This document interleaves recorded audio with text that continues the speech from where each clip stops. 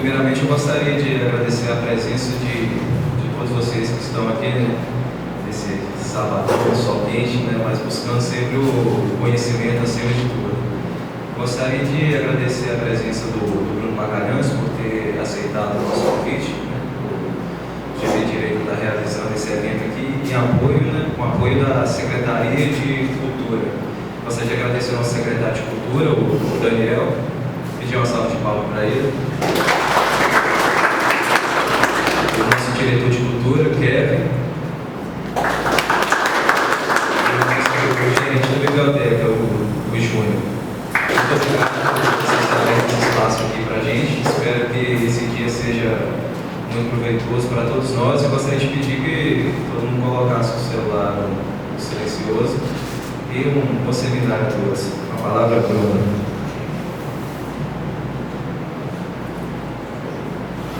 Boa tarde, gente. É um prazer estar aqui com vocês. Eu quero agradecer ao Roger pelo convite de estar aqui hoje. O Roger, a gente já se conhece há algum tempo pela internet, eu nunca havia visto ele pessoalmente, e por conta de alguns vídeos que eu coloquei no YouTube, o Roger então me chamou para dar essa palestra sobre vida intelectual e vida de estudos. Bom, esse nome vida intelectual é um nome mais ou menos adequado para aquilo que eu vou dizer aqui. Por quê que é mais ou menos adequado? Primeiro, vida intelectual é uma expressão consagrada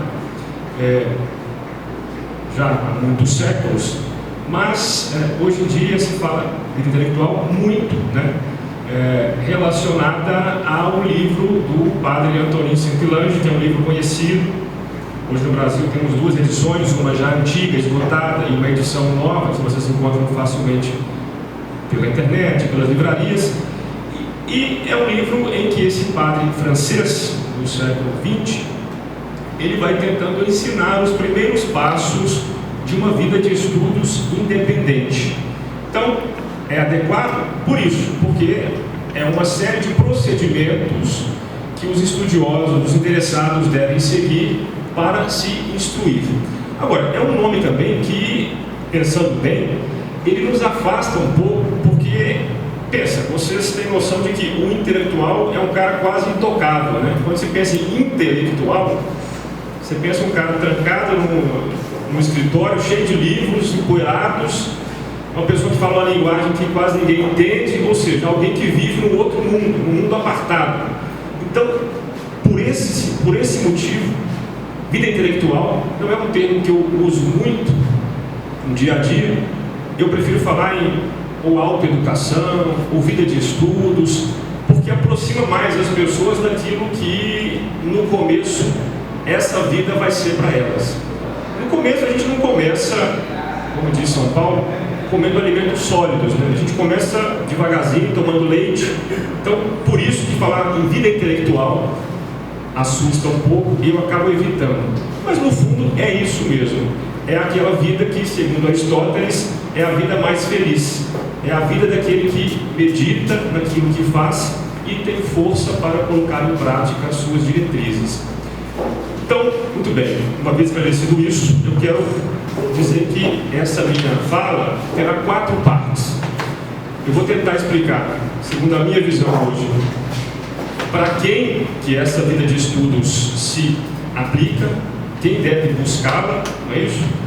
Por que motivo se deve buscar de estudos independente? Terceiro motivo, que instrumentos utilizar, ou seja, o que utilizar para estudar? E, em quarto lugar, o como, o método de estudo adequado para cada caso. São 4. Para quem, por quê, o que e como. Para quem uma vida de estudos independente se aplica? Só um parênteses. Os estudos, gente, eles nos levam a várias direções, né? A gente estuda para passar no colégio, fazer uma prova, passar no concurso, enfim, para aprender a manusear uma máquina, um instrumento. Os estudos estão aí para diversos fins. Agora, quando se fala em vida intelectual, vida de estudos, eu estou dizendo isso num sentido bem específico. A Aplicado a quem? Aquelas pessoas que estão, de algum modo, insatisfeitas com o estudo que já recebeu até hoje. É normal, ainda que hoje no Brasil nós estejamos muito necessitados dessa vida, ela é necessária em qualquer época, ainda em épocas em que as escolas são quase perfeitas, que dirá no Brasil de hoje, não é isso? Então, aqueles insatisfeitos com o estudo que recebem no colégio, na faculdade, e compreendem então que esse estudo é insuficiente, buscam então uma vida de estudos independente e, evidentemente, porque não existe uma tradição arraigada em nosso país de uma vida de estudos independente, essas pessoas encontram dificuldades nesse caminho. Dificuldades das mais diversas ordens. Dificuldades operacionais, ou seja, como fazer isso? Aliás, que negócio é esse? É a primeira pergunta que vem à cabeça. Que negócio é esse de estudar sem um objetivo concreto? Não vou fazer uma prova, eu não vou arrumar um emprego com isso, eu não vou arrumar um bom parceiro, né? Para que eu vou estudar? Então, a primeira dificuldade é essa, a pessoa entender para que você estuda, né? Eu, por exemplo, tenho minha profissão, já tenho minha esposa, tenho minha família, e fico lá estudando. As pessoas olham aquela minha biblioteca e falam: você já leu isso tudo? Para que estudo? As pessoas têm essa noção no Brasil. Para que isso? Você já tem sua profissão. Segunda dificuldade é como colocar em prática. Terceira, arrumar um tempo para isso. Enfim, é difícil seguir esse estudo. É difícil você ter ânimo e prosseguir por muito tempo. O que eu mais vejo são vocações, são sementes que não são plantadas, ou que se são plantadas, logo se perdem, porque as pessoas não encontram ânimo para isso. Então, para quem se aplica uma vida de estudos independente? Para as pessoas que estão insatisfeitas com o estudo que já receberam. E aí não vai nenhuma crítica, em especial, a nenhuma instituição. A verdade é que nós temos nossas próprias necessidades e temos que buscar supri-las de algum modo, né? Se o Estado, se a família, enfim, se as instituições não nos dão isso, não devemos ficar choramingando, né, maldizendo e, enfim, temos que correr atrás. E é para isso que serve a vida de estudos independente. Em alguns casos, para complementar os estudos, em outros casos, para iniciar do zero um estudo que não foi iniciado na escola, na faculdade, enfim. É para essas pessoas que essa vida se aplica. É evidente que quando você pensa em estudar de modo individualizado, você não está visando uma coisa concretamente, como a gente pensa, um emprego, um concurso, enfim. Você, em geral, é a ideia que se tem, você estuda sozinho para ser uma pessoa melhor. Enfim, para entender o mundo e saber, eventualmente, em que parcela do mundo você pode atuar, não é isso? Essa é a ideia geral que eu percebo nas pessoas que querem estudar individualmente, estudar isoladamente, querem entender um pouco o que está acontecendo, essa confusão toda, confusão não só política, mas confusão moral que existe hoje no mundo. Sempre existiu, na verdade, né? A nossa época é uma época difícil, mas nós não somos privilegiados por viver uma época confusa, não. A humanidade já passou por épocas parecidas, né? Enfim, a gente busca se orientar no mundo e tentar entender que botão você pode apertar, não é? Aonde está o botão certo, não é isso? É verdade que a religião é o espaço próprio para isso, é um espaço próprio para, primeiro, o ser humano se desenvolver para ter uma vida feliz aqui, neste mundo, tanto quanto é possível ser feliz no mundo, né? É a vida em abundância, de que diz o Evangelho, e também para a próxima vida, para quem crê nisso. Mas é verdade também que a religião nos apresenta, muitas vezes, uma linguagem simbólica que é difícil de decifrar, não é? Então a gente consegue entender claramente o que é não matar, né? Mas mesmo essa diretriz de não matar, ela contém algumas camadas que às vezes nos escapam, não é isso? Vocês se lembram de uma passagem dos Evangelhos em que Jesus fala: Já lhe disseram, né, para não matar. Porém, eu vos digo: aquele que se encolerizar contra o seu próximo também será réu de juízo. Ou seja, existe uma camada no não matar que não é muito fácil de entender. Por que que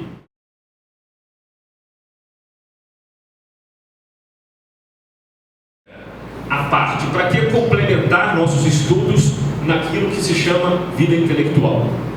Para ser uma pessoa melhor. E ser uma pessoa melhor é ser uma pessoa integral. Segundo nos ensina Aristóteles, o ser humano tem 3 dimensões. Isso é importante. 3 dimensões. A dimensão do homem que faz. O homem que faz é o homem que trata com o mundo, né? É o homem que produz algo. É o homem que está diante do mundo e ele, como artífice deste mundo material, mas não só material, ele trata com as coisas e as transforma. É a dimensão do homem que faz. Também temos a dimensão agente, a dimensão que se relaciona com o mundo. É a segunda dimensão. É o homem moral, é o homem que decide, é o homem que se relaciona com os outros. E, por fim, a terceira dimensão, é a dimensão teorética, é o homem que aprende e é o homem que pensa. Muito bem. Todo homem tem em si essas 3 dimensões e deve trabalhá-las mais ou menos dependendo de sua vocação. Essas 3 dimensões são trabalhadas por aquele que busca uma vida de estudos. A dimensão do fazer, a dimensão do relacionar e a dimensão do conhecer. E as 3 dimensões, para quem já conhece as 3 dimensões, sabe que elas estão relacionadas a 3 valores diferentes, que são o valor do útil e do belo, primeira dimensão, não é isso? O homem que faz é o homem que busca transformar a matéria de acordo com um valor de beleza. Então, ninguém é maluco, aliás, hoje em dia tem maluco assim, mas em geral as pessoas normais não são malucas de criar uma obra de arte, uma casa, uma roupa, um perfume, se inspirando no valor do feio. As pessoas querem algo agradável, algo belo. Ninguém é maluco de construir um equipamento para ele ser inútil. A gente busca o valor da utilidade. Então, essa primeira dimensão se inspira nos valores da beleza e da utilidade. Uma vida de estudos pode ajudar você a discernir um pouco entre o belo e o feio, entre o útil e o inútil. Na segunda dimensão, o valor é o valor do certo e do errado.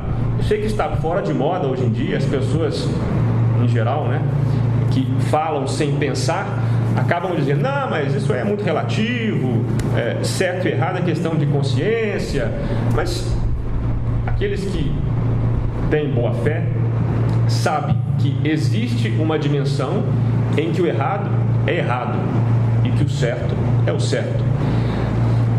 Em geral, se você confrontar essa pessoa relativista com essas frases, né, que são ditas por aí: não tem certo nem errado, cada um é cada um.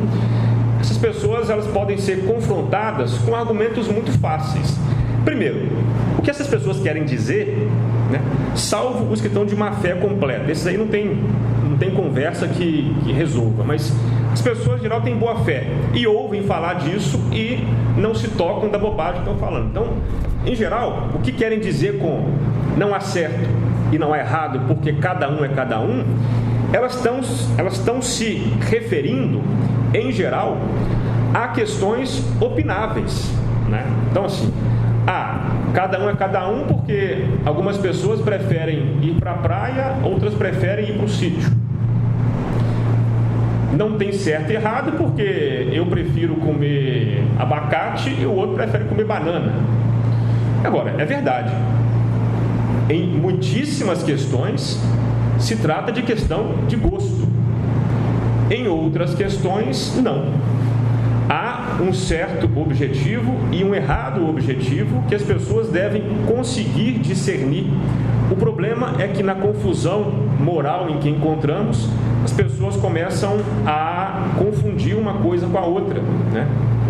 E passam já a entender que verdadeiros crimes como furto, roubo e outros crimes, não, depende da situação, né? Porque, a pessoa está passando fome, porque a sociedade induziu a pessoa a roubar, e começa a confusão moral, onde já se confunde o certo e o errado. Mas a verdade é que nessa segunda dimensão do ser humano, a dimensão moral, o valor do bom e do mal, do certo e do errado, devem ser observados para que você consiga ser um ser humano integral. E por fim, a terceira dimensão, a dimensão do aprendizado, do conhecimento, é regida então pelo valor da verdade. Verdade entendida como a adequação do seu pensamento, dos seus juízos à realidade, né?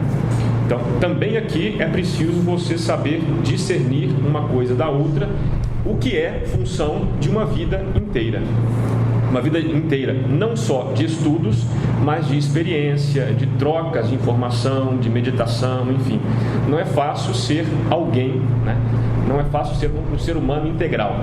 Muito bem, então essas são as três dimensões. Se você quiser pensar melhor sobre elas, você verá que existem diversas analogias possíveis. E é interessante pensar sobre isso, né? Primeiro, a dos valores de beleza, utilidade. Em segundo, bem e mal. E terceiro, verdade e falsidade.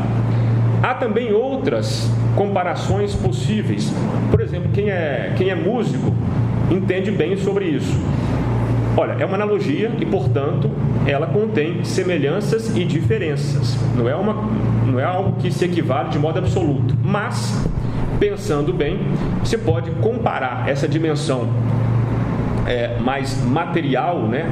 Essa dimensão material do ser humano, a dimensão mais, não é bem certo falar pesada, mas essa dimensão que se relaciona com essa questão da utilidade e da beleza com o ritmo na música. A dimensão da bondade e da maldade, a dimensão moral do ser humano, a segunda dimensão, se relaciona mais com a melodia, e a dimensão da inteligência com a harmonia, né? Outra comparação com o corpo humano. A dimensão da utilidade e da beleza se relaciona com o ventre. Isso é bem platônico, né? A dimensão da moralidade com a região do peito. E a dimensão do conhecimento com a cabeça. Também se relacionam as três dimensões com as três funções tradicionais, tanto platônicas na República, como as três profissões medievais clássicas, né? Que são os comerciantes e os artistas, que se relacionam com a dimensão da utilidade e da beleza, não é isso? O comerciante é aquele que vende coisas úteis para as pessoas. O artista é aquele que faz coisas belas. A dimensão do sentimento, da moralidade, se relaciona em geral com a honra, com a profissão militar, com aqueles que defendem o território, com os policiais, né? E a terceira dimensão, a dimensão do conhecimento, se relaciona com aquilo que em Platão se dizia a classe dos filósofos, dos governantes filósofos, e que na Idade Média era o clero, né? Muito bem. Há também outros modos de você pensar sobre isso, mas em geral são essas dimensões, né? A dimensão do corpo, da alma e do espírito. Então nós, entendendo que o ser humano tem as três dimensões, ainda que nós não tenhamos pensado sobre elas especificamente, nós nos vemos então de algum modo perdidos. Perdidos em relação a quê? Perdidos em relação ao que fazer. Primeiro, nós não compreendemos bem o mundo como ele é, e em segundo lugar, não compreendemos o que fazer. O que eu devo fazer? Essa é a grande questão humana. O que fazer e qual é a parcela de ação que eu tenho neste mundo. E a confusão está então entre escolher os valores e organizá-los numa coerência. Eu não falei aqui, olhando aqui eu lembrei. Há também a dimensão das virtudes. As 4 virtudes cardeais, que são a temperança, a fortaleza, a sabedoria e a justiça, se relacionam com essas 3 dimensões. A justiça é você saber dar uma harmonia às 3 dimensões. Então é evidente que um artista, que um comerciante, não vai investir as suas forças todas numa vida de estudos teorética. Ele vai querer investir as suas forças na dimensão da utilidade e da beleza, sem, porém, descurar das demais. É evidente que um militar, um policial, não vai querer investir as suas forças na dimensão da beleza e utilidade e tampouco na vida teorética. Ele vai investir as suas forças na segunda dimensão, dimensão da fortaleza. Isso quer dizer que a virtude que deve dominar nesse policial, nesse militar, é a fortaleza. As demais servirão como um adorno em torno da virtude preponderante. E essa harmonização das virtudes é então a virtude da justiça. Não no sentido jurídico, de direitos, não é isso.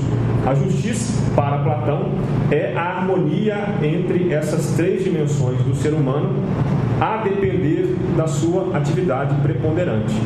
É saber organizá-las num todo coerente que é você, né? Então, a vida intelectual é, em essência, saber discernir entre os valores belo e feio, útil e inútil, certo e errado, bom e mal, verdade e falsidade na sua vida, ou seja, saber dar o peso adequado que esses valores têm na sua vida e saber quando eles se manifestam e quando o seu oposto se manifesta. E quem será você como homem moral e homem ético nesse contexto inteiro? É um desafio e tanto. É um desafio que, como disse, a religião é o caminho, na minha visão, apropriado, porém há muita confusão, né? Não é fácil, né? Não basta você querer ser alguém, ser um ser humano integral e entrar numa religião, você precisa discernir. É para isso que Deus nos deu o discernimento. E hoje em dia o desafio é grande, porque embora em todas as épocas, todos os tempos, o ser humano sempre tenha tido os seus, aspas, inimigos rondando, né?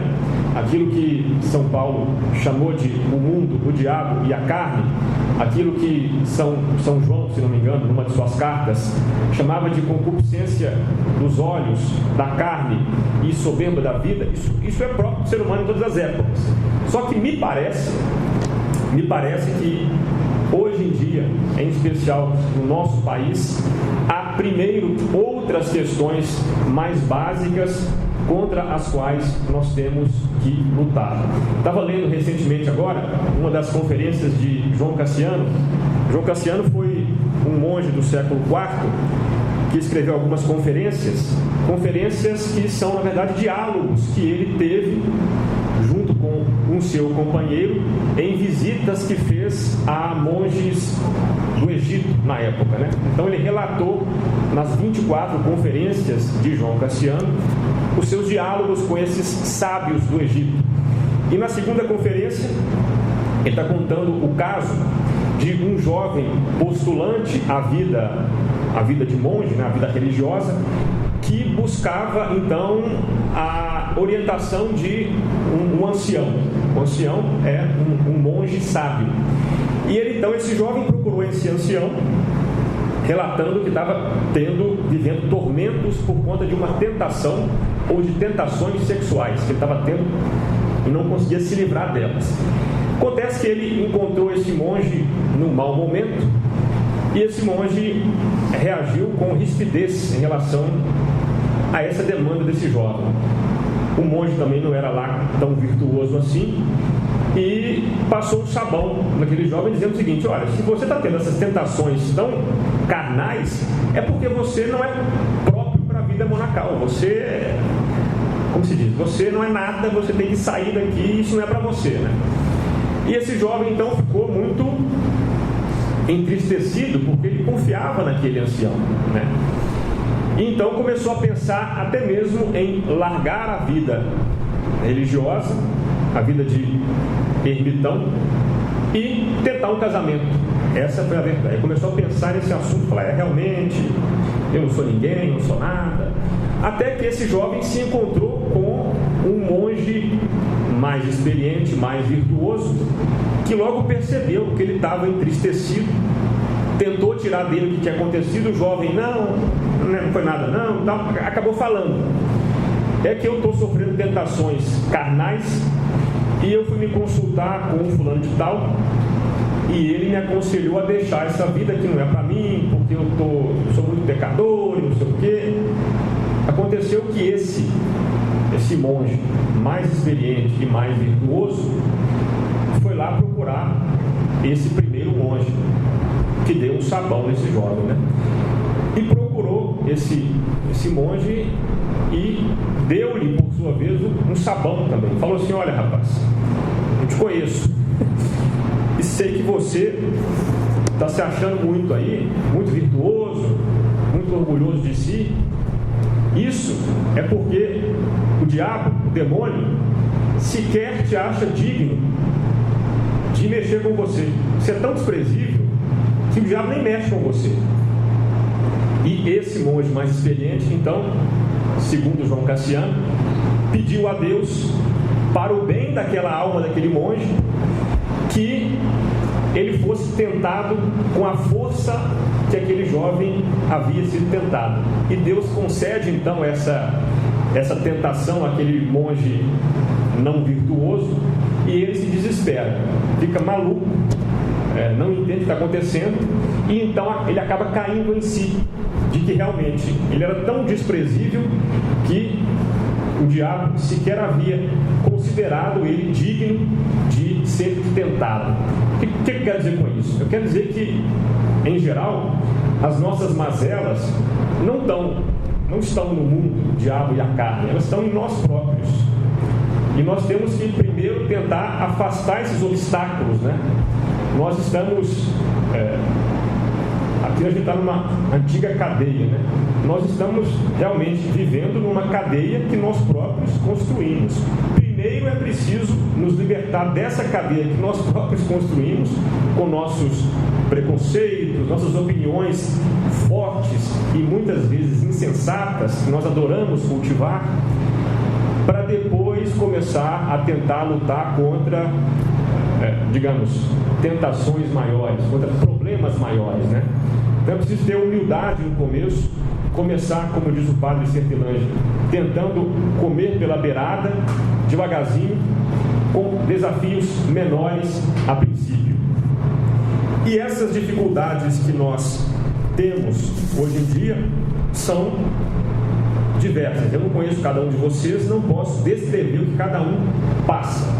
Mas, pensando bem na nossa época, a dificuldade que me parece mais fundamental é uma certa inversão desses 3 valores sobre os quais eu falei no começo.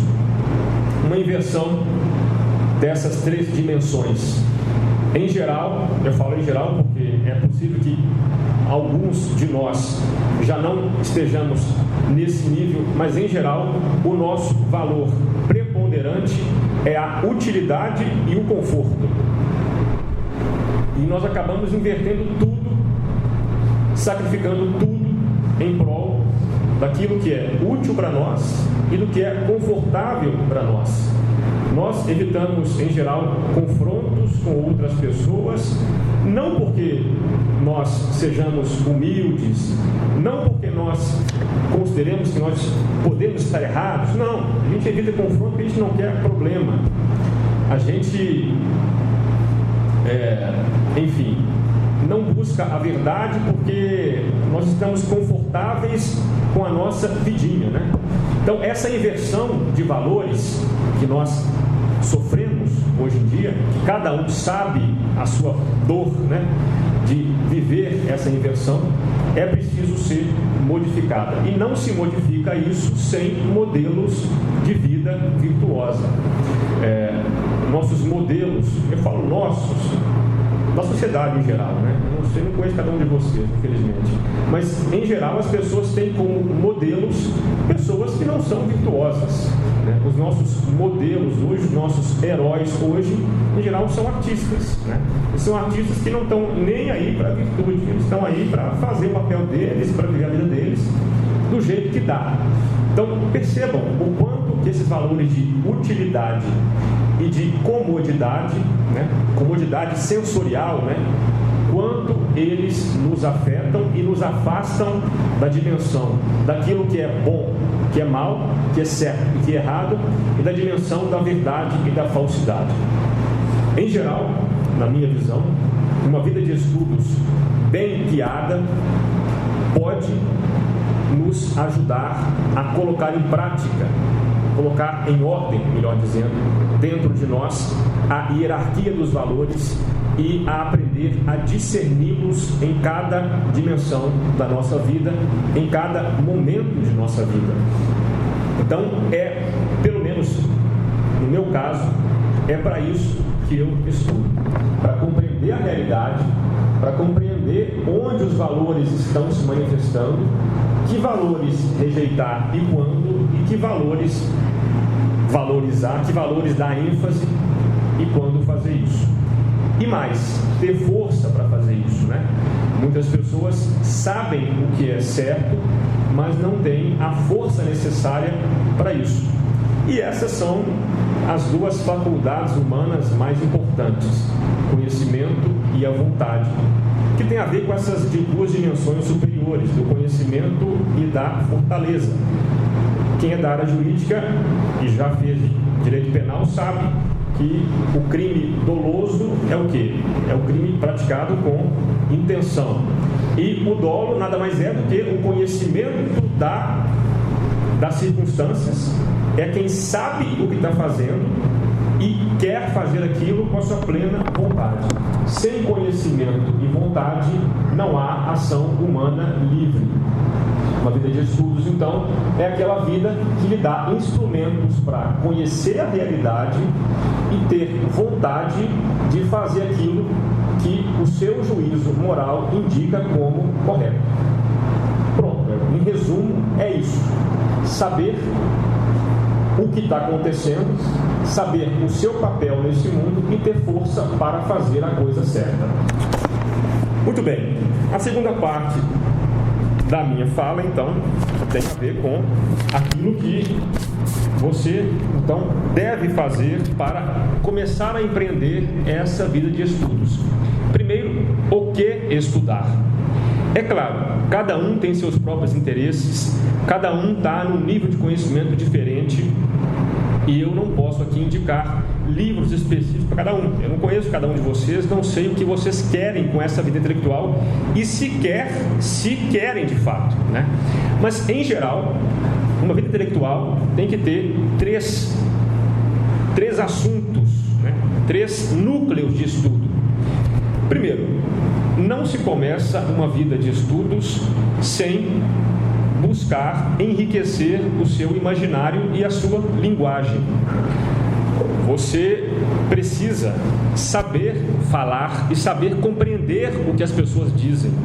E precisa compreender, não é fácil explicar isso, mas compreender as intenções das pessoas e a posição delas no mundo a depender da riqueza do seu imaginário.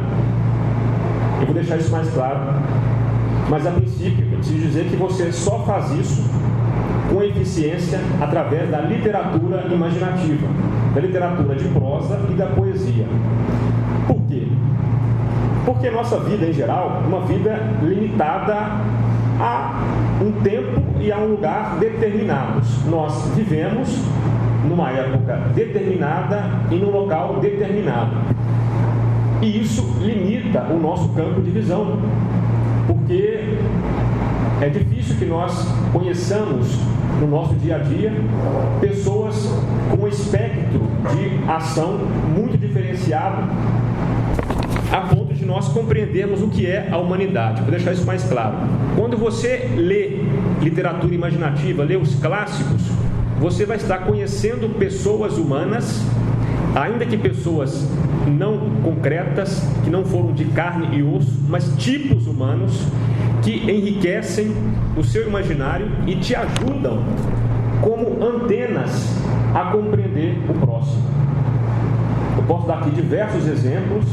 Eu posso, por exemplo, dizer que depois de ter lido Dom Quixote, eu compreendi muito, né? Não me levem a mal o que eu vou dizer, mas eu compreendi muito alguns amigos e alguns colegas progressistas que têm ideais de esquerda. Dom Quixote, a maioria deve conhecer, é um senhor criado por Cervantes, um personagem criado por Cervantes na Espanha do século XVII, que já na sua vida, na sua velhice, se não me engano ele tinha 55 anos quando deu essa louca nele, depois de ler muitos livros de cavalaria, decidiu virar um cavaleiro andante na Espanha, e então começou a andar com seu parceiro Sancho Panza a desfazer injustiças ao longo do território espanhol, né? Então ele se deparava com situações normais do dia a dia e imaginava ali grandes injustiças, né? Então, por exemplo, ele estava andando ali no meio da Espanha, lá no caminho entre uma cidade e outra, e se deparava com uma charrete conduzindo uma donzela, duas pessoas levando uma senhora. E ele então acionava nele o botão da injustiça e ele imaginava que aquela mulher estava sendo presa, né, para ser estuprada pelos dois cocheiros ali, né, os dois motoristas. Então ele entrava ali e começava a discutir com os caras, a bater neles e a libertar aquela donzela daquela injustiça, quando na verdade não havia nada disso. O que aconteceu é que ele colocou na cabeça dele que o mundo era um lugar injusto que precisava urgentemente da sua intervenção. É claro que o Dom Quixote, como um livro genial que é, ele contém diversas camadas de significado. Uma das camadas, quando eu o li, me ensinou isso, a compreender um pouco essas pessoas que, entre aspas, entre diversas aspas, lutam pela justiça, mas na verdade elas imaginam injustiças onde na verdade o que só existe é a vida comum e normal, né? Pessoas falam hoje em desigualdade social, como se o mundo ideal fosse um mundo de pessoas absolutamente idênticas, que ganham o mesmo salário, que têm o mesmo nível de vida, que têm a mesma felicidade, os mesmos desafios. Enfim, não é assim que a vida funciona. Primeiro, que nem todo mundo quer ter dinheiro. A gente acha que todo mundo quer ser rico, né? A gente imagina assim, a dificuldade que é o cara acumular dinheiro e a dificuldade que é manter esse dinheiro, né? Então, nem todo mundo quer ter dinheiro, né? Enfim, são exemplos de que as desigualdades sociais, claro, existem no Brasil. O Brasil é um país de desigualdades econômicas muito forte, muito visível. Mas, em geral, quem luta pela igualdade começa a imaginar coisas, começa a imaginar que algumas desigualdades são injustas quando não são. Então, no meu caso, o Dom Quixote me ensinou a ter um pouco de empatia por algumas pessoas e a entender que algumas delas não fazem isso de má fé. Não fazem mesmo. Elas estão ou desorientadas ou alucinadas por alguma maluquice aí que aconteceu de acontecer com elas. Um outro exemplo. Lendo Os Irmãos Karamazov, do Dostoiévski, um dos três irmãos, o irmão mais novo, se não me engano, chama Alyosha, né? É o irmão que se aproximava mais dos monges russos, né? Dos Stariets, russos. E era então, segundo a narrativa deixa entender, o irmão de coração mais quieto, o irmão mais piedoso, mais virtuoso. E você então, ao longo das centenas de páginas de Dostoiévski, você vai entendendo como que uma pessoa pode ter nascido numa família tão confusa como aquela, um pai alcoólatra, um pai violento, um irmão acusado de matar o pai, pessoas intempestivas. Como pode ter acontecido de nascer naquela família um irmão tão tranquilo, tão certo do que quer, enfim, um irmão que consegue transmitir para os amigos, para as pessoas próximas e para os irmãos valores positivos sem se contaminar pela maldade, pela maluquice em volta. E quando você menos percebe, você vê que dentro de você existe uma semente desse irmão mais novo. Você também pode ser esse irmão mais novo que está num ambiente confuso, mas não se mistura com ele a ponto de se tornar uma pessoa má também, uma pessoa irritadiça, uma pessoa que maldiz as outras. Algumas pessoas se deixam levar pelo seu lado, pelo seu pior lado, se contaminam. Esse personagem, o Alyosha, não.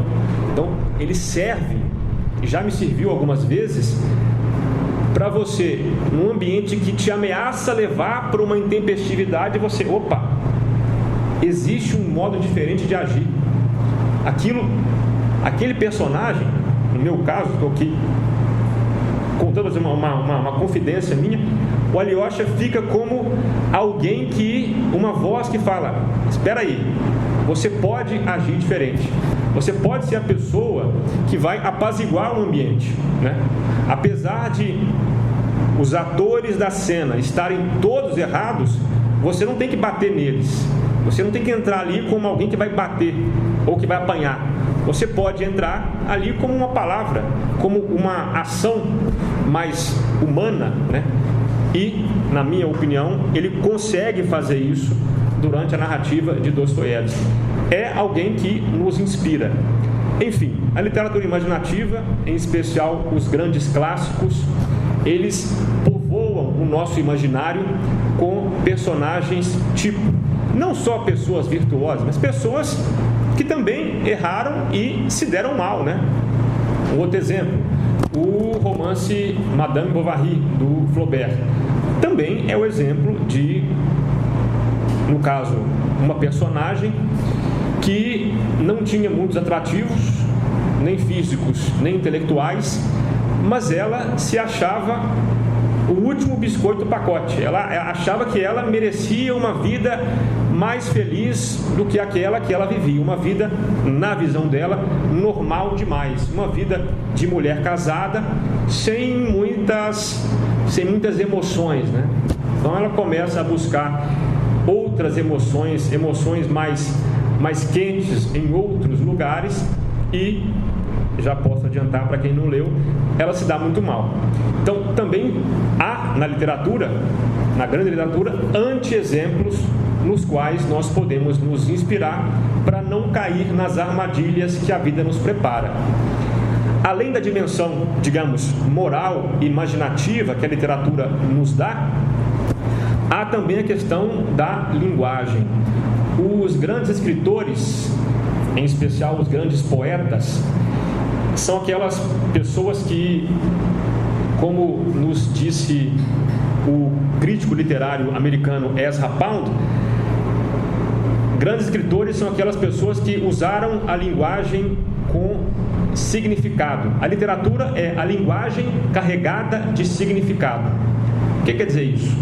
Eu até dei um exemplo agora lá na TV Kefas, né? As pessoas falam de qualidade de vida. Isso para mim, assim, é uma expressão que não tem significado. Ou, se tem, ele é um significado para cada pessoa, não é? Para algumas pessoas, qualidade de vida é viver numa cidade sem violência. Para outras, o que mais importa é ter dinheiro para pagar as contas. Para outra, é ter livros em casa. Para outra é ter um bom casamento. Para outras é ir para a boate, dançar a noite inteira. Para um outro grupo de pessoas é beber o máximo que puder até cair. Para eles isso é qualidade de vida, é poder dormir o sábado inteiro de ressaca. Então assim, qualidade de vida é um negócio que não quer dizer nada. Por quê? Porque não há comunicação. Quando alguém fala isso, a pessoa está, na verdade, ela está estimulando alguém a agir de um modo. Então, palavras não significativas servem para mover para ação. É por isso que, em geral, podem ver discursos eleitorais.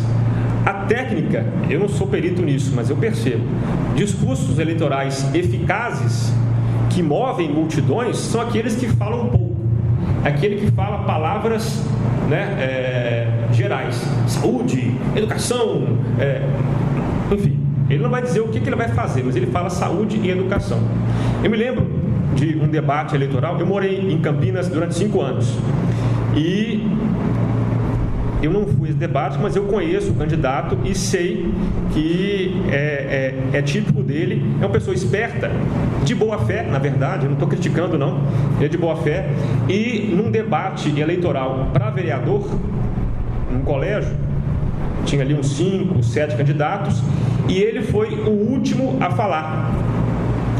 Então, era um tema, se não me engano, era sobre transporte municipal, o tema da pergunta, e era um tema em que parece que ele não tinha muito o que falar. E ele tinha, então, 3 minutos para fechar o debate ali com o que ele ia dizer, né? O que ele fez? Ele falou 10 segundos sobre transporte municipal, alguma proposta que ele inventou lá, que ele tinha, e usou o outro tempo inteiro para discursar no nível emocional. E ele praticamente só usou palavras não significativas. Por quê? Porque são palavras que movem todo mundo. Para eu mover cada um de vocês para uma coisa específica, eu preciso conhecer vocês, preciso saber o que move cada um de vocês a fazer o que eu quero. Então, para conversar com cada um de vocês e convencê-los a agir, eu tenho que dominar muito a retórica. Agora, para dominar um auditório inteiro, basta que eu fale num nível que vá mexer numa parte que todos nós temos, que é a parte emocional. Então, as palavras não significativas, elas atingem cada um de nós em uma parte diferente e movem a ação. O problema é que não teve comunicação. Não teve. Houve uma chamada para a ação sem comunicação, né? Então, as palavras pátria, qualidade de vida, segurança, educação, saúde, elas acabam perdendo um pouco do seu significado com o uso irresponsável que fazemos delas. Os escritores são os mestres de resgatar o significado das palavras e utilizá-las de modo a enriquecer o seu significado e poder nos dar uma linguagem para nós nos comunicarmos. Sei que muitos de vocês entram em discussões no Facebook, eu também vira e mexe, acabo entrando, e você sabe da dificuldade que é hoje conversar com pessoas que discordam politicamente de nós. Por quê? Porque a linguagem acaba ganhando aí 2 direções diferentes, né?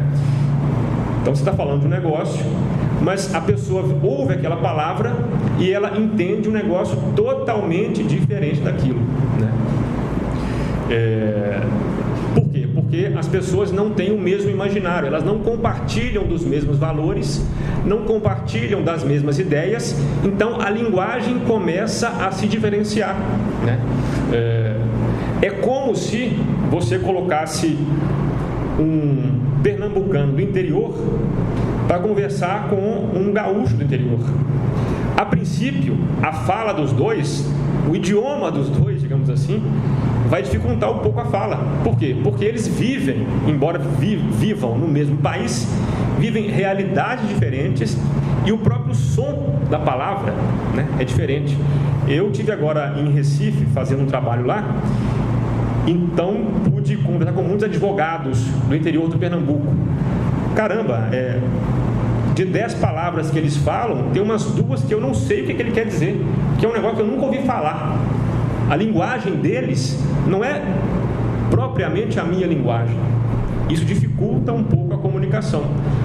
Quando existe um grupo de pessoas, idealmente grande, que compartilha dos mesmos valores, que leem coisas parecidas, né? que compartilham valores e conhecimento, é possível haver comunicação. E essa comunicação, quando é eficaz nesse grupo, ela tende a se espalhar para grupos maiores, né?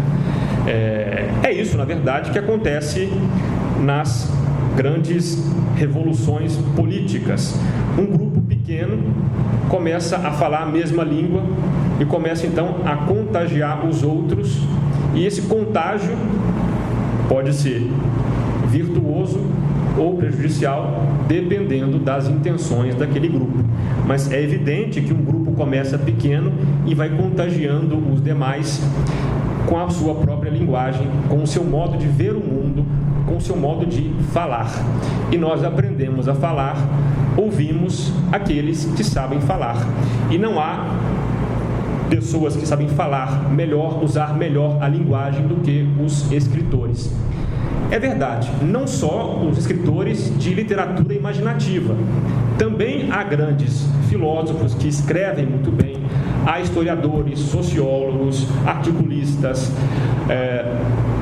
mas é verdade que é preciso então saber escolher bem o que nós lemos, ler pessoas que sabem o que estão dizendo. Aprendemos a falar com aqueles que já sabem falar. Então, em primeiro lugar, é ler literatura imaginativa. E aí é você quem sabe o quanto você vai poder investir nisso, né? Aquele que investe pouco vai ter pouco retorno. Aquele que investe bem e investe na carteira certa, né, digamos assim, vai ter investimentos, vai ter lucros maiores, vai ter um maior retorno. Em segundo lugar, é preciso, ainda que superficialmente, entender um pouco de filosofia. É verdade que a filosofia não é uma leitura fácil, não é uma linguagem que qualquer um entende, mas a filosofia, em especial os resultados que ela já pode nos dar hoje, nos ajuda a evitar cair em muitas armadilhas lógicas de pensamento, enfim. Ainda que você não vá estudar a obra de Platão, Aristóteles, Kant e Hegel completas, é preciso que você tenha alguma noção de até onde a filosofia já nos levou e dos frutos que ela pode nos dar, né? Como bem nos diz o padre Paulo Ricardo, se até Santo Tomás de Aquino aprendeu com Aristóteles, por que nós aqui, né, no mundo rasteiro em que nós vivemos, não podemos aprender com os filósofos?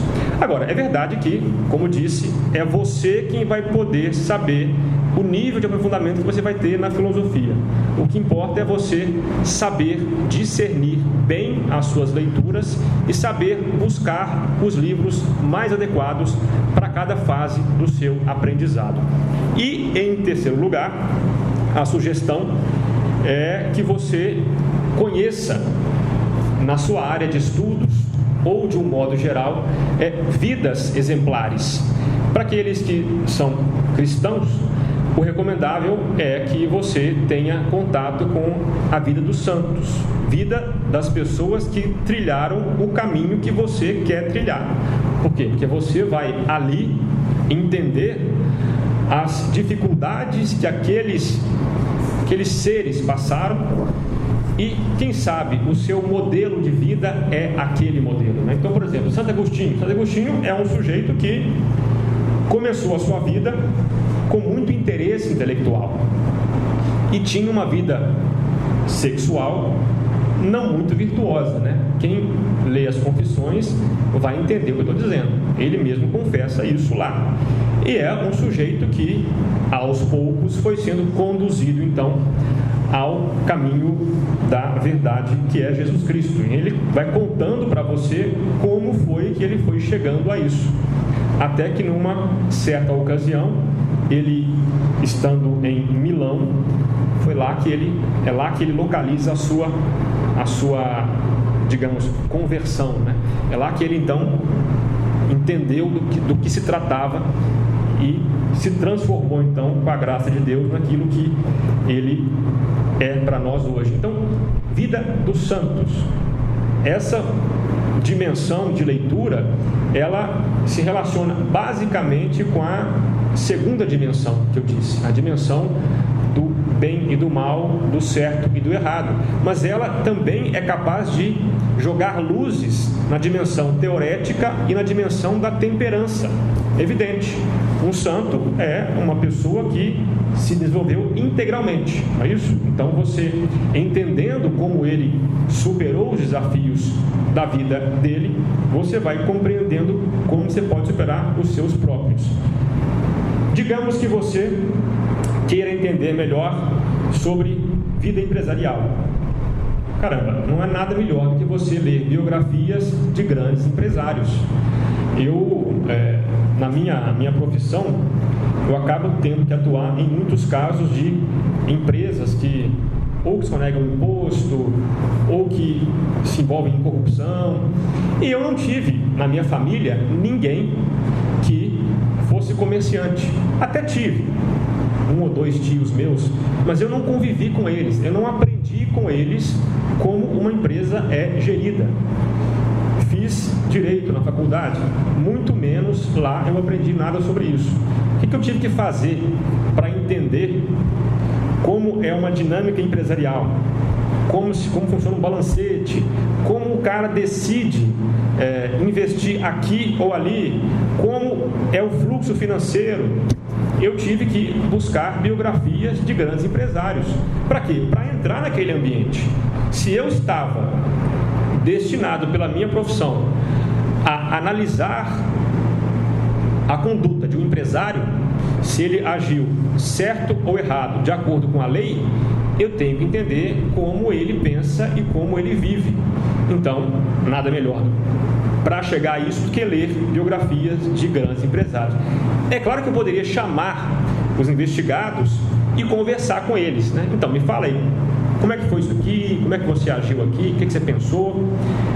É uma opção, né? Então, você conversar com pessoas mais sábias que você e mais experientes que você, talvez possa suprir um pouco essa dimensão da leitura de biografias. Mas nem sempre isso é possível. Nem sempre nós temos próximos de nós modelos ótimos, né? Modelos ótimos das virtudes que nós queremos alcançar. Então, essa terceira dimensão das leituras, a dimensão das biografias, é essencial para você conseguir dar um pouco de concretude às virtudes que, somente vistas pelo lado teórico, podem parecer muito legais, muito interessantes, mas nos falta um pouco saber como, entre aspas, encarná-las em nossa vida, né? Como ser um empresário virtuoso. Não basta você ler um livro de contabilidade ou um livro de como enriquecer em 2 meses. Você tem que saber como que o empresário de sucesso fez, né? Só quem faz sabe ensinar a fazer, não é isso? É evidente que algumas pessoas têm o dom de ensinar sem saber fazer. Então, hoje está muito na moda. Oficina de escrita, né? Quem ensina a escrever nem sempre é um escritor. Ou o técnico de futebol nem sempre é o melhor jogador. Aliás, nem sempre é jogador. Mas ele tem o dom de compreender a atividade, de compreender cada peça daquela atividade e ensinar a fazer. Mas, em geral, você pode desconfiar muito daquele que quer ensinar sem ter feito antes, ou sem mostrar, né, o seu portfólio. Então, é por isso que você deve buscar, na sua profissão, nas suas metas, as melhores pessoas, as pessoas que já trilharam um caminho completo naquela atividade. E, em quarto lugar, é evidente que se você quer ser um bom advogado, ou um bom engenheiro, não basta você ler literatura imaginativa, você ler vida de grandes engenheiros, você tem que ler livros sobre a sua área, evidente. Então, os livros técnicos da área é você quem deve saber selecionar. Mas é algo que as pessoas também têm alguma dificuldade de ligar as duas coisas, né? O que quer dizer com isso? Eu, por exemplo, eu trabalho na área jurídica e já há uns 10 anos eu descobri que as leituras jurídicas não me bastavam para ser um bom promotor, um bom procurador. Então eu comecei a buscar essa orientação fora da área jurídica. E acaba que eu me envolvi, né? E até hoje estou envolvido nesse ramo dos estudos que acabam me levando para a filosofia, para a literatura, para a história, para a psicologia, enfim. Os ramos são infindáveis, né? E é difícil, muitas vezes, fazer o caminho de volta. Pensar, peraí, mas eu comecei isso porque eu queria ser o melhor procurador. Eu comecei isso porque eu queria ser o melhor profissional. Isso é verdade. Eu comecei a estudar porque eu senti necessidade de também ser o melhor profissional. Então, fazer essa ponte nem sempre é fácil. Em especial na área jurídica, né? Os juristas de hoje, as pessoas que estudam direito, acabam se fechando um pouco no seu mundinho, né? E é difícil hoje que um jurista mais velho ele consiga se comunicar com o mais jovem nesse aspecto dos estudos extrajurídicos, porque há um abismo entre o estudo jurídico e o estudo filosófico, literário. Não há uma ponte muito bem construída entre os dois lados. Então, é preciso você estudar sabendo que você é uma pessoa, você é uma unidade. Então, quem leu Dom Casmurro deve se lembrar que o motivo pelo qual o autor, Machado de Assis, escreveu o livro foi para quê? Lá no capítulo 2 ele fala isso. Ele escreveu Dom Casmurro, que é uma narrativa autobiográfica do Bentinho, né? Para unir as duas pontas da vida.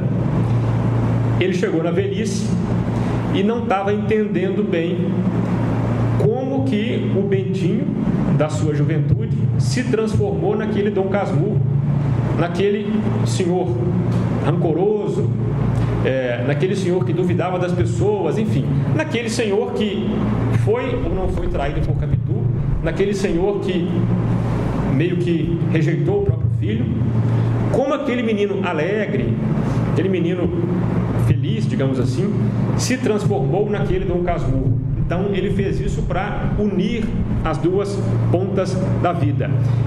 O que quer dizer com isso? Que você vai ter a sua profissão, mas você também é um ser humano. E você estudar temas da sua profissão e estudar temas ligados a como ser o melhor ser humano são uma e a mesma coisa. E saber unir as duas coisas é uma arte que você vai ter que desenvolver na sua própria vida, né? Então, resumindo, são quatro núcleos temáticos, né? Literatura imaginativa, para ter uma imaginação mais bem formada, lembrando que a nossa inteligência trabalha sobre os dados da imaginação. Então, aquele que tem um imaginário mais rico é aquele cuja inteligência terá mais material para trabalhar, não é? Literatura também nos ensina a utilizar a linguagem de um modo mais eficaz. Em segundo lugar, a filosofia é entendida como uma disciplina do pensamento, embora não seja só isso, mas em geral, para a massa das pessoas, ela é isso, é uma disciplina do pensamento.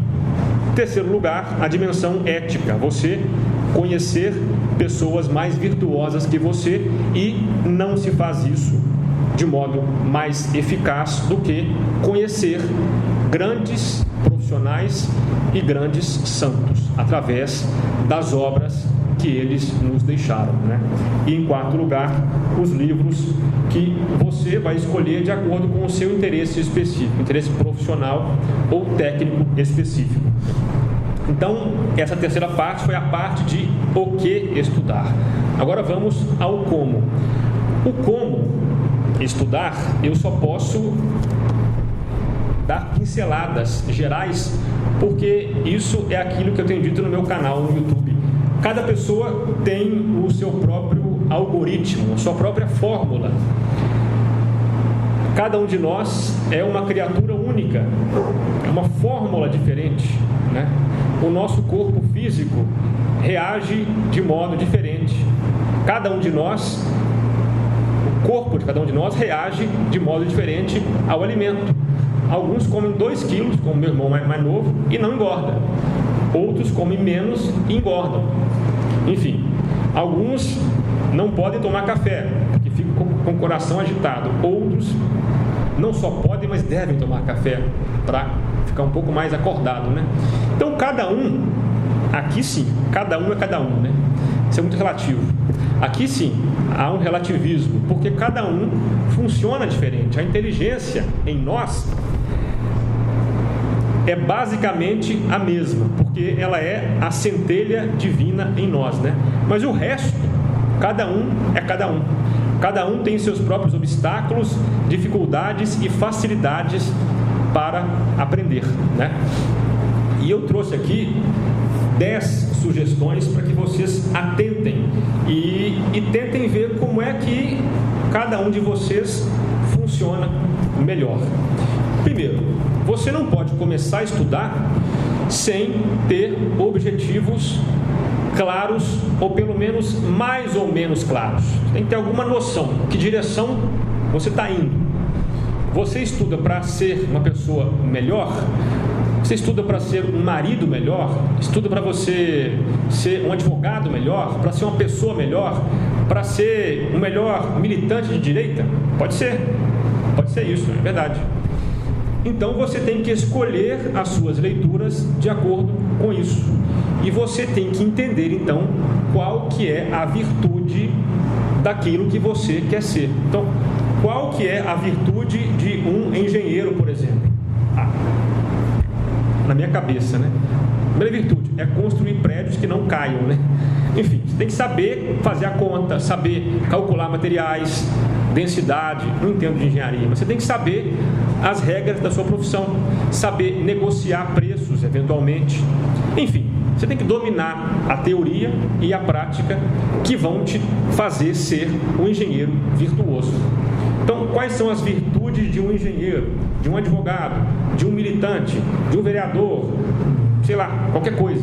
Qual é a virtude? Quem são as melhores pessoas nessa área de atuação? Tente entender quem são as melhores pessoas e que virtudes elas têm, em especial, que conhecimentos elas têm e como os adquiriram. Então, ter um núcleo de interesses e saber aonde você quer chegar. Isso é essencial. Você não faz nada na vida sem ter uma finalidade. Não é verdade, né? O Zeca Pagodinho não tem razão naquilo que diz, naquela música de deixo a vida me levar, a vida leva eu. Isso não é meta para ninguém.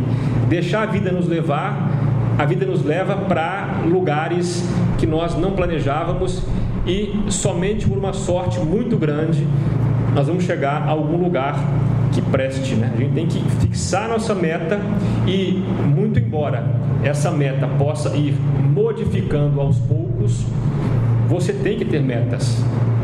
Tem que ter metas e eu não posso deixar de dizer que essas metas têm que ser inspiradas por um ideal ético, de bondade, né?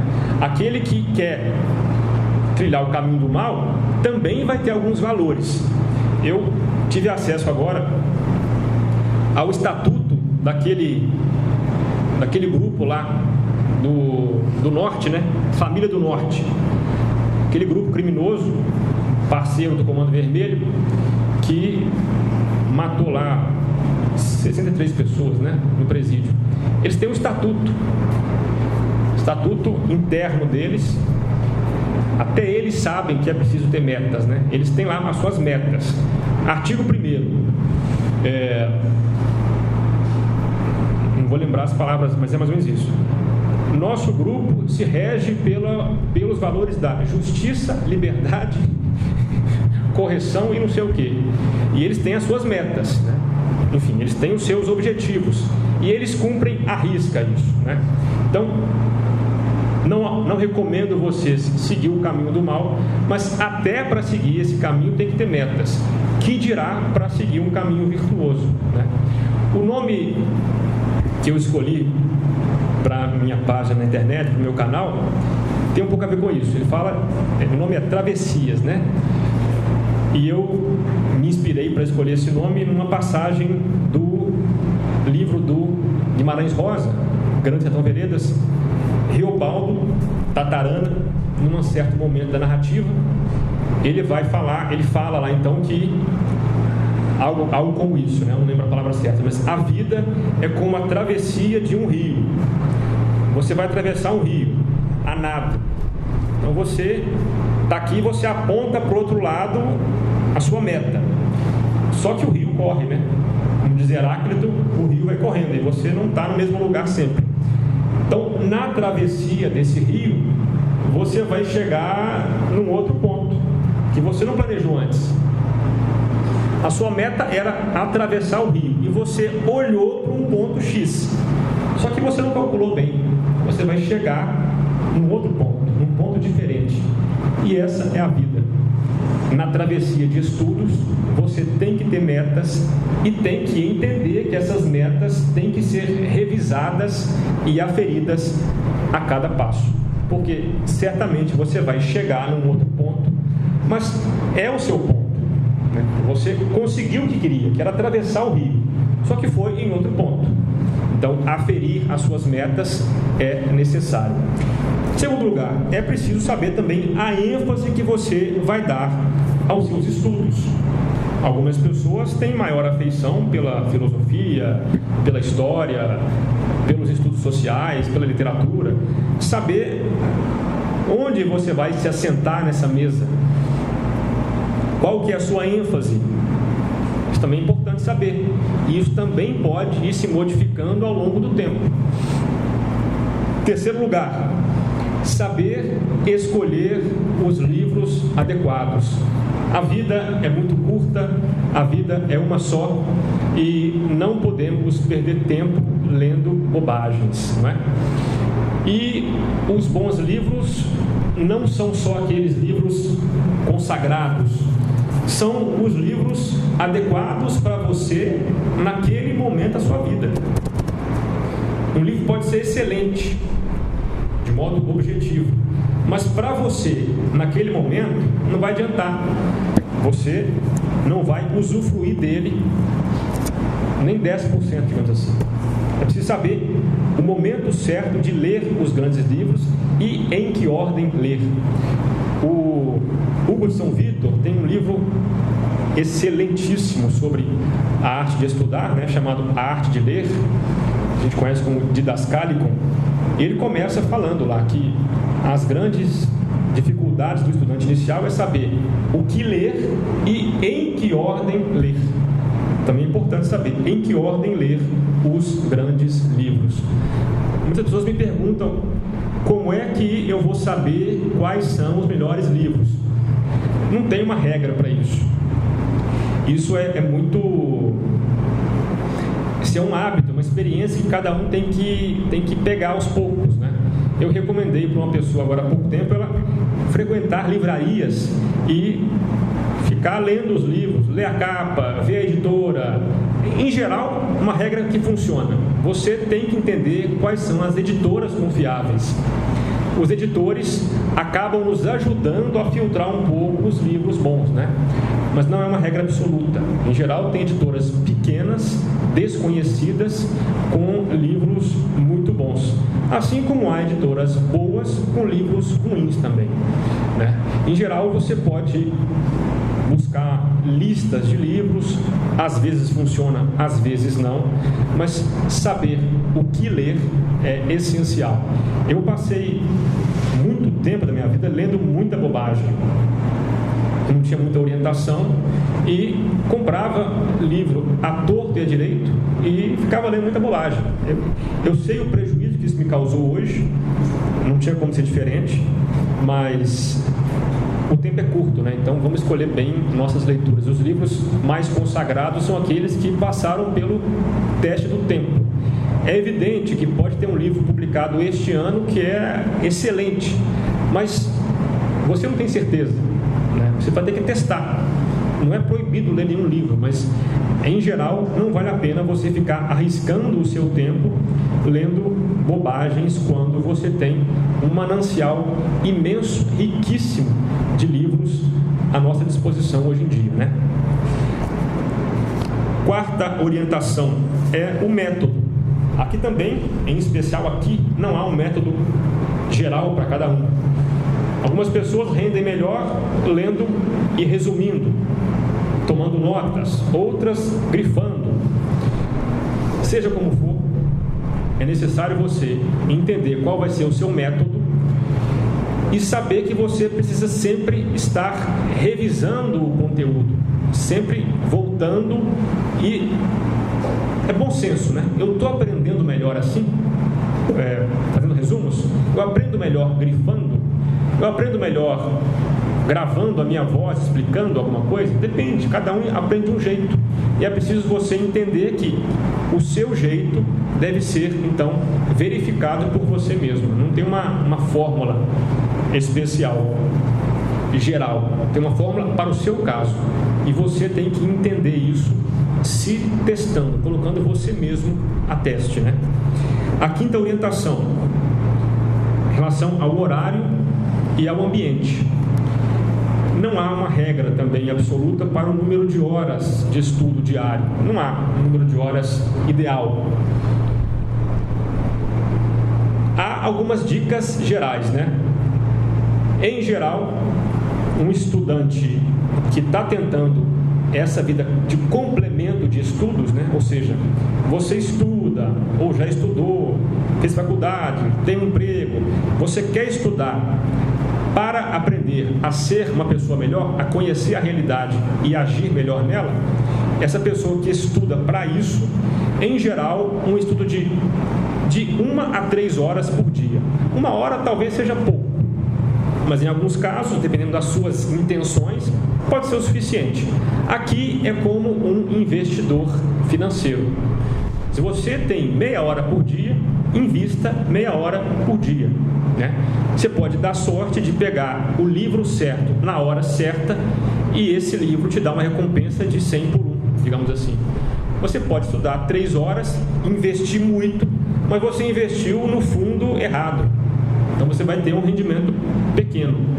Mas, enfim, se você está seguro do que está lendo e está rendendo bem, tem 3 horas para investir. Invista as 3 horas. Mas não há uma regra aqui, uma regra absoluta. Não exagere muito. Essa dica nem é necessária, porque as pessoas não exageram tanto assim nos estudos, né? Elas exageram na televisão, nos jogos, na balada, mas nos estudos não há muito exagero. Mas também não ache que você estudar uma vez por semana, por 1 hora, vai adiantar. É preciso ter um hábito de estudo. E é preciso saber também encaixar, né? O padre Sertilange fala muito sobre isso. Você não perder tempo com bobagens. Então, hoje o Facebook e o WhatsApp são uma tentação. Eu sofro muito disso também. Você perde ali 15, 20 minutos do seu dia para nada, né? Só para ver o que está acontecendo, né? Esses 15 minutos são preciosos. Você somar isso ao longo do dia, você já tem 1 hora e meia, né? Então, fila do banco, a fila do correio, sei lá, a sala de espera do médico. Tudo isso são ocasiões de você pegar um livro e ler, né? Existem livros que permitem essa leitura mais picada, mais partilhada, né? Você pode ler pequenos trechos sem comprometer a compreensão do livro. Em geral, livros de literatura ou de poesia são bons para isso. Você não vai perder o fio da meada lendo, né? Então, o horário e o local também. O local é outro negócio importante. Quando eu morava em Campinas, eu fiz faculdade de filosofia na PUC de Campinas, não cheguei a concluir, mas eu tinha dificuldade em arrumar um lugar de estudar. Eu não consegui entender porquê hoje, mas eu não rendia bem na minha casa. Eu era muito disperso, morava sozinho, ainda era solteiro, mas eu queria um lugar onde não houvesse dispersão. E para mim, uma biblioteca pública era o melhor lugar. Acontece que na PUC de Campinas, eu não conseguia achar esse lugar na biblioteca. Eu acabava ficando sem lugar de estudar, porque lá era muito barulhento, em casa eu me dispersava com outras coisas, acabava que eu tinha que estudar um pouco em cada lugar, até que eu me dispersasse em qualquer outra coisa. Hoje eu consigo estudar em casa com maior afinco e sem muita dispersão, mas cada pessoa é de um jeito. Outro dia, um rapaz que assiste aos meus vídeos, ele comentou que ele rende melhor em padarias e restaurantes. Eu achei isso bizarro, assim. Eu não consigo de jeito nenhum estudar em padarias, mas eu entendo que pessoas conseguem isso e é lá que elas rendem melhor, né? Isso é muito variável. Você tem que achar o seu canto, o seu lugar. Eu prefiro lugares menores. Minha esposa sabe disso. Para mim, um lugar muito amplo é um lugar que me dispersa. Eu prefiro um lugar mais fechadinho, um lugar onde eu não possa mal me mexer. Ali eu tendo a me distrair menos com as coisas. De preferência, eu fecho o ambiente com a mesa na parede para não poder sair dali. Então, eu já fico ali uma hora e meia sem descanso, né? Mas cada caso é um caso. Você tem que ver qual que é o seu jeitão também. Quinta orientação. Sexta orientação. Aqui é um pouco mais difícil e é um trabalho mais demorado. Você tem que entender qual que é o estado emocional que você rende mais. Em geral, alguns estados emocionais são contraindicados, né? Uma pessoa que está com um ódio mortal do seu irmão, do seu amigo, não vai conseguir estudar. Uma pessoa que está com tarefas urgentes e importantes para fazer, está agitada, está pensando em outra coisa, não vai conseguir estudar. Ela tem que primeiro resolver a vida dela para depois começar a estudar. É evidente, você não vai conseguir estudar nunca se você ficar esperando resolver todos os problemas. Você tem que entender, olha, eu tenho a conta para pagar hoje, eu tenho que trabalhar a tal hora, tudo bem, mas nesse momento eu vou esquecer disso por meia hora. Só por agora eu vou esquecer disso para me concentrar aqui. Mas os estados emocionais mais arraigados, eles são mais difíceis de você, às vezes, até perceber, né? Quanto mais removê-los, né, de você, né? Esse estado permanente de raiva é um negócio importante.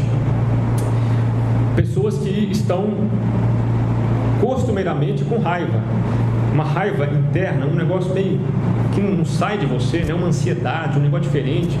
Isso pode ser um certo obstáculo para o conhecimento. Ninguém melhor do que o próprio Platão nos ensinou isso. Como que as emoções, como que os maus hábitos, os vícios, podem ser um impeditivo para o conhecimento. Não só as emoções, as opiniões também, né? Como eu disse aqui, num outro trecho da fala, as nossas opiniões muito arraigadas, não fundamentadas, elas são obstáculos ao conhecimento. Muitas vezes eu discuto com pessoas no Facebook e eu vejo assim, não, essa pessoa está com a opinião, ela não estudou essa opinião nem por 2 minutos mas ela não quer escutar a opinião contrária. Ela não quer aferir se a opinião dela está certa. Ela quer falar. Então, deixa falar. Enfim, uma opinião que não foi meditada, que não foi pensada, que foi ouvida, a pessoa achou aquilo bonito e está repetindo. Pode ser a opinião certa? Pode. Por acaso pode. Mas essa pessoa não quer ter a certeza. Ela quer repetir uma opinião que ela ouviu. Isso é um obstáculo para o conhecimento. Veja, para a fé, isso não é um grande problema. É para isso que existe catecismo, né? Você não tem que entender por que o adultério é errado. Você tem que não cometer adultério, ponto final. Não tem essa história de por quê, não sei o quê. Não. Se você não comete adultério, ponto. Você, como se diz, cumpriu o item, né? Agora, uma vida de estudos não é assim. As suas opiniões políticas, suas opiniões sobre o mundo, elas, em geral, para você comunicá-las e para você, pior ainda, para convencer os outros, tem que ser fundamentada. Platão nunca nos disse, nos diálogos, o que era de fato o conhecimento. Ele vai jogando algumas hipóteses, né? Em especial no diálogo Teeteto, ele joga ali umas 10 hipóteses. O que é o conhecimento? A que parece mais plausível o conhecimento é a opinião verdadeira, é a opinião fundamentada, é uma opinião de cujas razões você sabe, uma opinião cujas razões você sabe explicar. Então, muito bem, você ouviu uma opinião e achou ela interessante, tá bom, então vá atrás das razões, né? Isso é importante saber disso. Tem uma piada engraçada sobre o Lula, não sei se é verdade, eu ouvi isso do professor Olavo de Carvalho. Fala assim, o Lula é aquele cara que, nas reuniões do sindicato, década de 80, é o cara que não queria discutir o que era certo ou errado a fazer. Ele ia para o bar e voltava e perguntava, o que decidiram? É isso? É, então vou fazer isso. É o cara da ação. Para ele não importava saber por que chegaram a essa conclusão. Ele queria executar. Ele é o cara, ele é o braço, né? Ele é o braço da organização. Uma organização precisa de braço, precisa de massa. É claro que precisa, né? Nós temos que ter, se você mexe com política, tem que ter militância. Mas não espere que os militantes saibam fundamentar intelectualmente todas as ações do grupo, né? Isso é coisa de quê? É coisa de quem está planejando. A massa é aquela que vai fazer. Então, quem você quer ser nessa engrenagem, né? Não há aqui um desvalor para as, aspas, massas, não é essa a ideia. Mas as massas não são feitas para convencer ninguém, são feitas para fazer. Existe em qualquer grupo de pessoas aqueles que estão prontos para convencer os demais, né? Então, numa editora de livros, por exemplo, tem aquele operário que vai operar a máquina, existem os escritores que vão dar material para a editora funcionar, e tem o empresário, tem o vendedor que vai visitar livrarias e vai convencer as livrarias a expor o seu livro aqui ou ali. Esse vendedor, esse homem que vai vender os livros, ele não é o escritor, não é o intelectual do negócio, ele não é também o braçal, ele é o cara que vai convencer. Sem ele o negócio não funciona, né? Ele vai convencer a livraria a comprar o livro ou a deixar o livro consignado lá. Então, são funções diferenciadas. Se você quer ter uma vida de estudos, você tem que saber até onde eu quero investir a minha vida de estudos e o que eu quero ser, né? Então, não é errado você ter a opinião certa sem saber fundamentar. Não não é errado. Mas olha, saiba que você não é a pessoa certa para persuadir os demais. Você é a pessoa certa para fazer o que deve ser feito. E ponto final, né? Porque você confia naqueles que lhe disseram o que fazer. A confiança, não é o tema da palestra, mas a confiança não é algo errado. Você pode confiar, né? Hoje também o mundo está muito assim, né? Não, você tem que ser cético com tudo. Não é bem assim. Você pode confiar, sim, só que confiar em pessoas confiáveis, né? E essa pessoa que confia e executa, ela tem a sua própria virtude, né? Vamos lá. 7ª orientação aqui tem a ver com a alimentação e até mesmo postura com que você estuda, né? Aqui é um ponto bastante pessoal, no qual eu, para dizer a verdade, tenho muito pouco a dizer. O que eu sei é que, pessoalmente, eu rendo mais ou menos dependendo do que e do quanto eu comi, né? Barriga cheia eu não consigo estudar. Pouco café também eu não rendo muito, eu fico um pouco sonolento, um pouco desestimulado. E postura corporal, né? Minha esposa às vezes chega lá no meu escritório de estudo, eu estou meio que deitado na cadeira, porque as costas doem um pouco e tem que relaxar, então eu vou deitando. Em geral não é ideal deitar. Você deitado, você tende a estar mais relaxado e sonolento, né? O ideal é a postura ereta e por aí vai. Mas aí cada um é cada um também. Você vai estudar na mesa, no sofá, no jardim. O importante é entender como você funciona, né? A alimentação e postura também contam. E pode acontecer de isso não ser um fator essencial para você também, né? Eu não tenho uma teoria geral do estudo. Eu sei que observar esses pontos é algo importante. 8ª orientação, 8º ponto, né? As amizades. É verdade que algumas pessoas podem ter uma vida de estudos solitária e os mais fortes conseguem sobreviver num ambiente hostil, né? Hoje em dia não é tão difícil assim, mas quando eu comecei a estudar esses assuntos em 2004, 2005, era difícil arrumar alguém para conversar sobre isso, né? Hoje em dia é mais fácil, você tem internet, tem grupos de estudo, grupos de interesses comuns, é mais fácil. Mas é importante saber que um estudo solitário, ele pode se tornar um estudo um pouco infértil, porque, sempre invocando Aristóteles, nós somos seres sociais, né? E funciona muito você estudar um pouco, trocar uma ideia, estudar um pouco, trocar uma ideia. A amizade, ela nos eleva para cima, ela de fato nos eleva. Um amigo para trocar ideias, para nos estimular, para retificar algumas condutas nossas, alguns vieses nossos, é algo essencial para a vida de estudos. Não é ideal ficar jogando conversa fora, não é essa a ideia, não estou falando disso.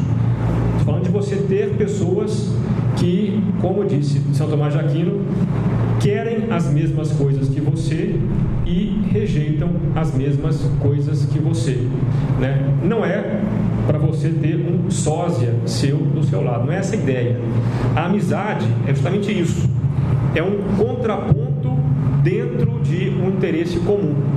Me lembro muito da época da faculdade, onde era mais comum eu ter amigos com quem eu conversava sobre os estudos, na ocasião, jurídicos. E eu me lembro o quanto eu tirei de benefícios das conversas que tinha com ele. Em geral, um bar, né? O bar funciona muito para isso, na época da faculdade. A amizade nos ajuda demais. E a gente não pode perder de vista isso. Acontece também que a pessoa começa a estudar essas coisas e começa a ver que o ambiente em torno começa a se tornar hostil, né? As pessoas não entendem muito bem o que está fazendo, né? Me lembro que minha própria família mesmo me recriminava, às vezes, por estar estudando demais. Você tem que entender que você não está ali para ser compreendido, né? como diz o pessoal lá, você está ali para entender as pessoas. Imagine que você está num hospício e você é o médico, né? Você tem que entender as pessoas e não esperar que elas te compreendam, né? Se elas te compreenderem, tanto melhor. Mas você não precisa disso. Você precisa amar as pessoas com o seu coração e isso lhe basta. Quando você ama as pessoas, está abrindo um caminho de amor de volta também, né? Amar nem sempre é compreender, né? O amor é outra coisa. O amor e conhecimento são coisas que nem sempre se tocam. Então, não espere ser compreendido por todos, mas tenha sim algumas amizades que lhe compreendam e com quem você pode trocar algumas ideias. Nono ponto. Essa nona sugestão, ela já leva você para uma certa solidão. É preciso que você tenha momentos de reflexão pessoal. Pode chamar de silêncio, qualquer outra coisa, reflexão. Você pode usar esse momento para uma oração, enfim, qualquer outra coisa. O que importa aqui é você ter momentos consigo próprio em que você vai refletir sobre o que você estudou ou está estudando. Algumas pessoas costumam reservar um tempo depois de uma leitura, 5, 10 minutos, para anotar alguma coisa que lhe apareceu, né? Algum ensinamento que chamou mais atenção, ou para resumir em poucas linhas o que acabou de ler. Seja o que for, esse espaço de silêncio ou de oração, de uma outra dimensão, é um espaço necessário para que essa roda rode, né? Esse ciclo aconteça. O estudo não funciona dentro de um mundo fechado. O estudo, segundo a minha concepção dessa vida de estudos, ele depende muito dessa intervenção, alguns chamam de intranscendente, do infinito, de Deus, de um modo geral. Então, esse silêncio é um espaço em que você cala as suas vozes e pode, então, ouvir, né, essa voz maior, ou quando menos, deixar de ouvir as vozes insensatas que todos nós temos em nós. O que importa é você ter momentos de silêncio com você. E o último ponto, é importante você também ter não só amigos, mas ter algumas referências de pessoas, de professores, de mestres, em quem você vai, de algum modo, buscar referências, buscar um ponto de apoio, ou mesmo tirar dúvidas. Ninguém aqui pode se gabar ou achar no começo que vai conseguir trilhar essa vida sozinho ou ainda só com amigos. É preciso ter pessoas mais experientes por perto, né? Se não por perto, pelo menos acessíveis, sei lá, pela internet, alguma pelo telefone, sei lá.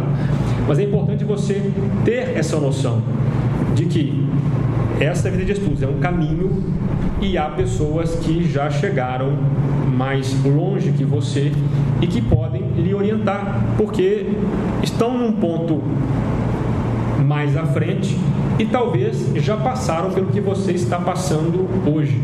Isso é um ato de humildade, na verdade, né? Você ter essas referências e saber quando e como utilizá-las. Bom, em linhas gerais, o que eu tinha a dizer era isso. É evidente que nem todos vocês vão abraçar com empolgação essa vida de estudos.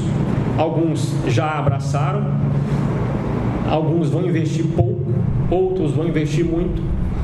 É uma questão pessoal que cada um tem que ir aferindo aos poucos. Não tem uma fórmula pronta, mas existem algumas diretrizes geralmente trilhadas por pessoas que já fizeram o mesmo e conseguiram os frutos, os excelentes frutos que essa vida pode nos fornecer. Eu estou à disposição para alguma pergunta que tenha, mas Em resumo, a palestra era essa.